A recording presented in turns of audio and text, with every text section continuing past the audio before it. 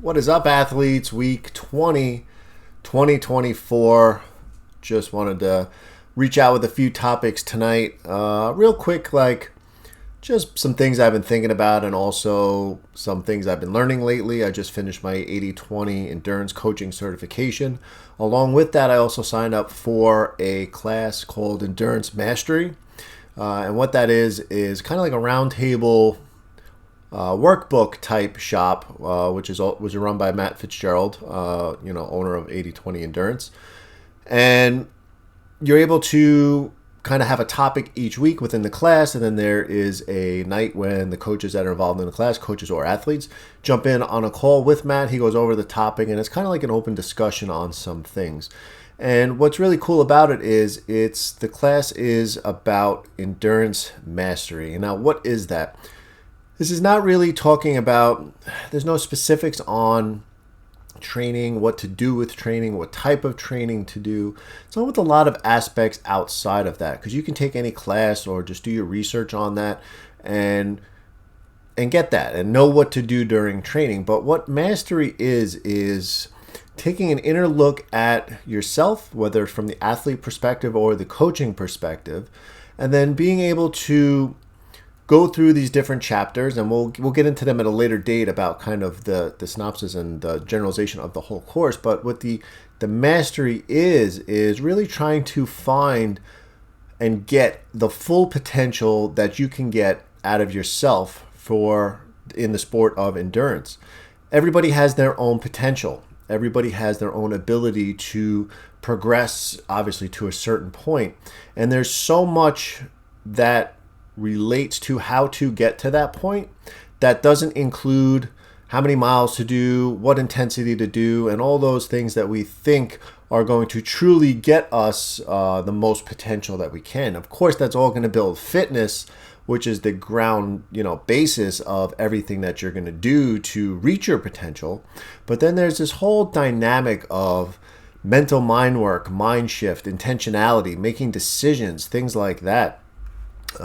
And on that note, a few of the things that they talk about are, and we'll put it right here, is one of the topics is, stand by, I'll bring it up right now. It is somewhere here. All right, mastery. Mastery is the confidence in one's ability to make the right decision whenever there is a decision to be made. That's kind of a powerful statement, because this is something that is part of my coaching philosophy, which I really don't tell a lot of people, but what I'm trying to do behind the scenes here is, yes, a coach can help an athlete with a training plan towards a goal, race day, or a season, but inevitably it's going to have to be a two-way street where, the coach is helping the athlete with what's there and the basis of a plan, but it is inevitably up to the end user, the athlete's, ability to make the decisions that need to be made throughout the course of that training block and that season to perform at the ability that they're shooting for. And again, there are two different types of people out there. There are different athletes who enjoy just the fun of training and racing, and they're okay with just going out, having fun, smiling, putting in an okay effort, and finishing the day. That is enough for some people. But this is for the people that are truly trying to get and wring out the full potential that they may have. And if that's a 7-hour, 70.3 race, that's fine. If this is winning your age group in a race, going to world championships, qualifying for Boston, but whatever it is, if that's what the potential or what we're trying to reach, and that's what your potential might be capable of, this is really for that end user type athlete, because there's going to be so many decisions that you have to make. And as a coach, I'm trying to give you the ability to make those decisions, because at the end of the day, when you're out there on race day performing to your fullest potential at that time in your endurance journey, the coach is not really there to make the right decisions for you. You're going to have to make so many decisions out in that race, which I'll get to in a minute. But the decisions I'm talking about right now are when you go on the calendar and you see what type of training you have for the day, whether it's an easy bike, an easy run, moderate, or intervals, or whatever it is, making the decision, am I going to go out with the intentionality to trust the process and get the workout done as stated today, because I understand why I need to do this workout or what this workout is doing for me with my training. Other side of that, if it is a hard workout, but you didn't really get a lot of sleep and you're not going to be able to perform to the ability that you were hoping for that workout, the ability to make the decision to maybe just modify it on the fly that morning without having to reach out to the coach and being able to make these smart decisions on your own with the right reasoning behind it. Maybe you can't.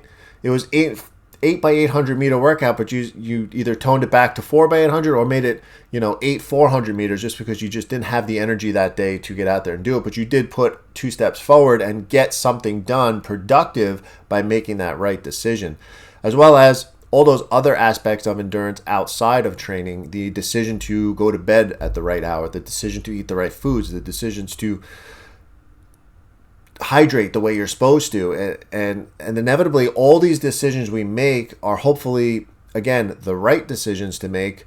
And then going into race day, you're going to make a lot of decisions, and the longer the event is, the even more paramount these decisions are going to be. Again, if you make a wrong pacing move on a 5K, well, you might fall off the last mile, but hopefully you have a good time.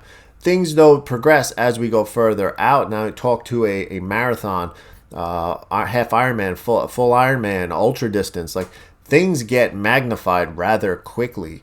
And going through this course, and it made me really think about things. When I ran marathon a week and a half ago, I was talking to another athlete afterwards about how many decisions we actually made that entire day, from the minute we got up in the morning to the second we crossed that finish line. Just everything from eating the food at the right time, doing your pre-race, whatever you do, making sure that's all squared away, having a pacing plan, sticking to said pacing plan, making all these decisions during the pacing plan. It's not just, this is my pacing plan, I'm going out. It's every little so often looking at the watch. Where am I at? Is this a sustainable pace?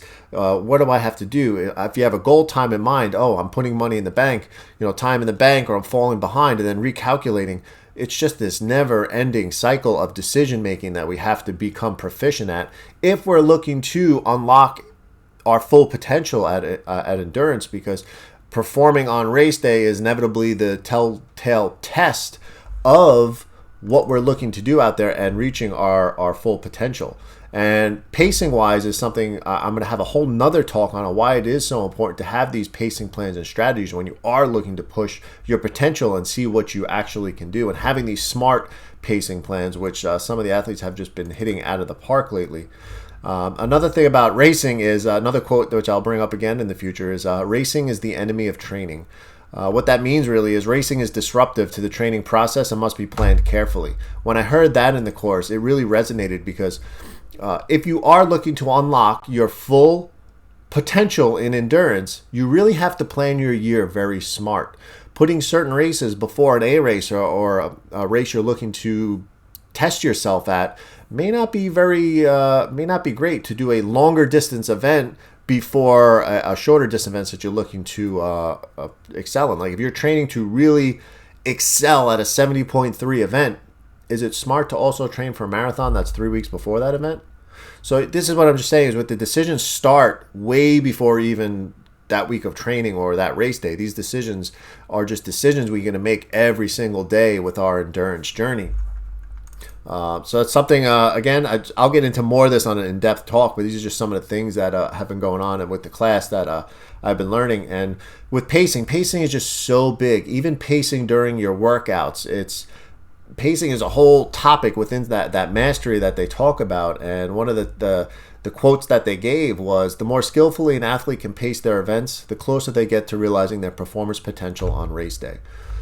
By having a solid, sound, reasonable pacing plan and being able to push your goals just a little bit and your performances a little bit each time, and this is how I myself have been able to keep progressing over the last few years and still being able to chip off a little bit of time here and there, which gets harder as you get into this journey.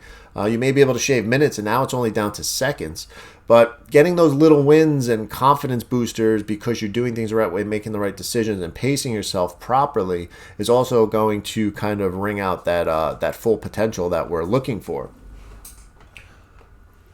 I had a funny thing. I meant to take it out before I got on here, but I had showed a picture, one of my last talks, and it was a brick wall basically. And that brick wall was a kind of a picturesque view of what your training is like leading up to this big A race.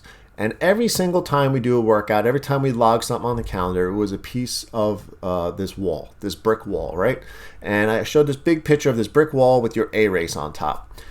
The more solid we build that brick wall during training, the better we're going to have that race day. And I kind of put it to the fact that if you miss some workouts here and there, or things happen and we're not putting in the brick in the right place, inevitably what may happen to that wall? It's not going to be as strong. It's not going to support our race goals as much. And if our race goals, the heavier they are, kind of like the more we're looking to wring out of this race potential-wise, more chances are it's not going to be able to support that. But taking that a step further now is every single brick that we're putting in there also has to be made out of the right material. So we're taking that analogy even further now, where it's not just I went for my run, I went for my bike, I did everything I was supposed to do, throw all my bricks together. It probably will support, but we don't know from the outside looking in what that wall was really made out of. Were those runs done at the appropriate volume and intensity? Was that bike done at the appropriate volume and intensity?